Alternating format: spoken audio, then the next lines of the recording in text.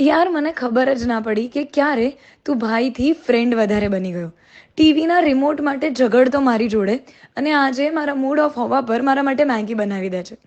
તારા અસાઇનમેન્ટ્સ હું કરવા માટે ઝઘડતી કે મારે નથી કરવું, પણ આજે મારા લાઈફના અસાઇનમેન્ટ્સમાં બહુ શાંતિથી તું મને સમજાવી દે છે. પપ્પા પાસે જઈને કમ્પ્લેન્સ કરતી કે તું મને હેરાન કરે છે, તો આજે મમ્મી સામે તું મારી ટીમમાં ઊભો રહે છે કે આનું તો આવું જ છે, મને ખબર છે આની ટેવો, હું છું ને આની જોડે.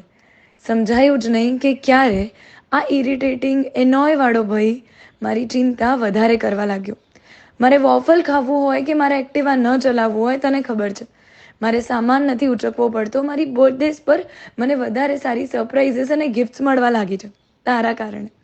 યાર તને ખબર છે, ભાઈ તરીકે તો તું મારો ફેવરેટ વાળો દુશ્મન હતો જ, પણ આ ફ્રેન્ડ બનીને તું મને વધારે વહાલો લાગે છે. પછી એ ફેમિલી ગોસિપ્સ હોય, ફ્રેન્ડ્સનું બિચિંગ હોય કે મારી લાઈફનો ડ્રામા હોય, હું બધું જ તારી જોડે શેર કરી શકું છું. પેલું કહેવાય ને, મારો ડિફોલ્ટ વાળો બેસ્ટ ફ્રેન્ડ બની ગયો છે તું આજકાલ.